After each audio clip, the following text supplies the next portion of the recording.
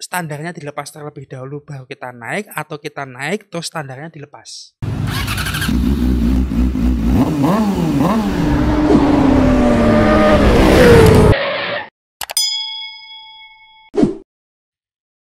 Pertemuan kali ini kita akan membahas bagaimana cara naik dan turunnya kendaraan gitu ya. Nah, oke, kita bahas Mas mengenai bagaimana cara naik dan turunnya kendaraan. Ya, kita langsung aja ngeliat videonya.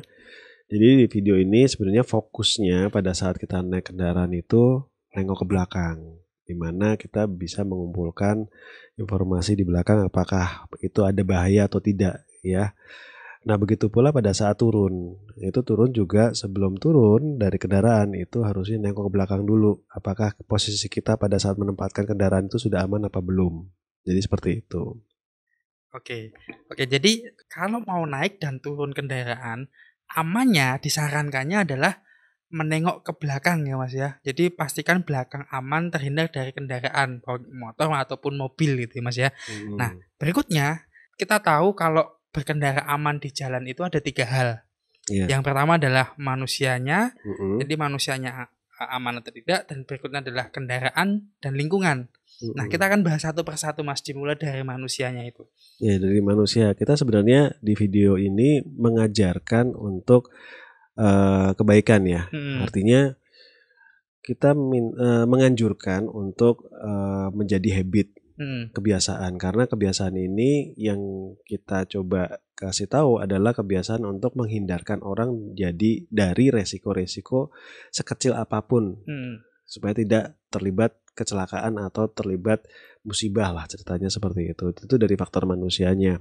Kemudian dari faktor lingkungannya gitu ya. Dari faktor lingkungan adalah yang bisa kita lihat bahwasannya di lingkungan ini bisa menghindarkan kita dari kecelakaan. Contoh misalnya kalau misalnya tidak ada habit untuk nengok ke belakang dulu sebelum naik kendaraan, bisa jadi pengendara lain itu kan masuk dalam lingkungan juga kan. Nah, pengendara lain mungkin ada yang tidak bisa menguasai kendaraannya sehingga kendaraannya itu sedang mengarah ke orang yang mau naik motor itu, karena orang yang naik motor itu tidak pernah punya habit nengok ke belakang. Kemudian dia terlibat kecelakaan kayak gitu. Nah, itu dari faktor lingkungannya sendiri. Nah, kemudian dari kendaraannya dengan metode nengok ke belakang ini akhirnya bisa mengumpulkan informasi input buat pengendaranya sendiri, bagaimana ruang yang tersedia untuk dia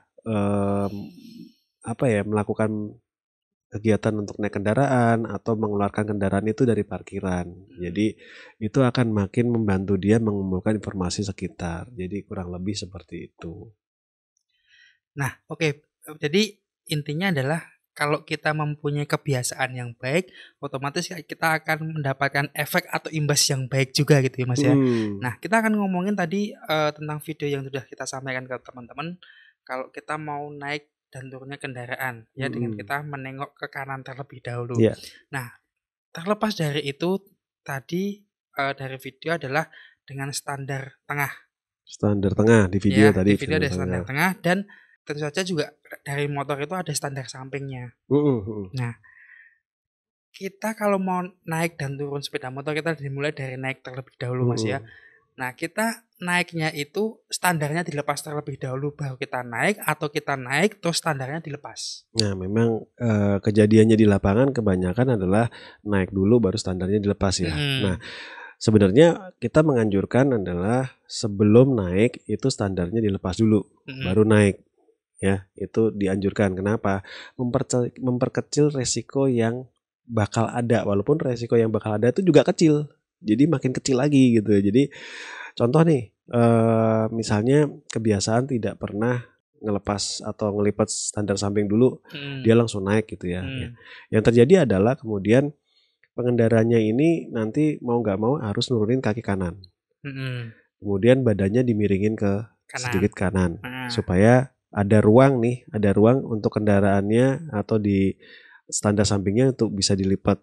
Nah, pada saat dia miring ke kanan dan kakinya juga turun ke kanan, kita tidak pernah tahu kejadiannya nanti bakal seperti apa. Ambillah contoh jeleknya adalah dia sedang parkir di tempat yang padat atau pasar lah. Lah mungkin dengan contoh kasus kendaraan yang padat, nah lalu lintasnya juga semrawut misalnya, itu bisa jadi dia keserempet, bisa jadi. Kalau misalnya dibilang nggak mungkin, nah kita kan tadi sudah sampaikan bahwasanya memperkecil resiko yang sekecil-kecilnya bakal ada. Oke. Seperti itu. Berarti intinya dilepas dulu standarnya baru kita naik. Nah, setelah kita naik nih Mas ya, otomatis kan kaki kanan ini naik. Bisa di atas jok atau bisa dari depan. Boleh diperbolehkan itu ya. Boleh melangkah atau melangkah ke belakang atau melangkah ke depan gitu ya. Jadi seenaknya kita. Seenaknya. Nah, senyamannya kita. Nah, setelah itu kaki kanan setelah melangkah atau melewati tengah itu tadi itu langsung ke post step atau langsung ke tanah baiknya.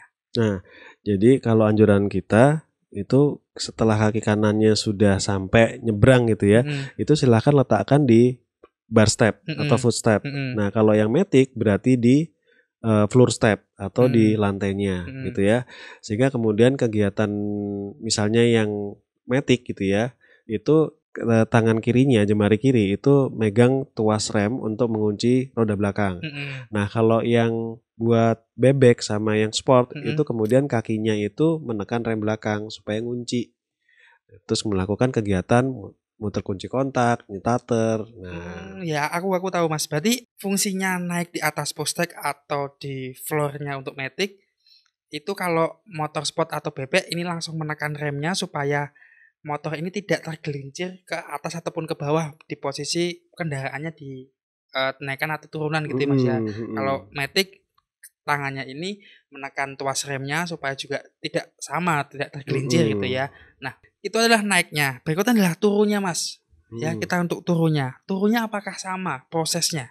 Prosesnya sama. Jadi prosesnya kalau tadi sebelum naik itu nengok, sekarang sebelum turun juga harus nengok. Oh gitu.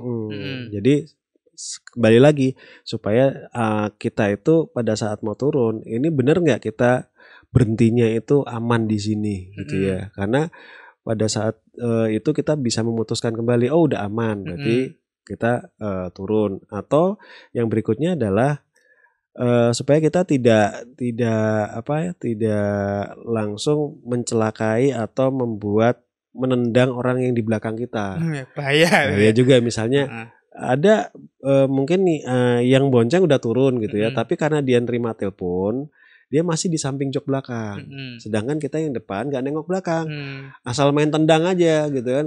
Terus akhirnya yang telepon di belakang kita ya kan ketendang. Jadi resikonya sih sebenarnya resiko kecil-kecil, tapi ya kalau cuman itu, kalau ada hal lainnya gitu kan. Nah, jadi sebenarnya memperkecil resiko kecelakaan yang bakal terjadi atau resiko musibah atau kerugian lah yang bisa terjadi. Jadi seperti itu. Nah, oke, kita sudah bahas mengenai naik dan turunnya kendaraan ya.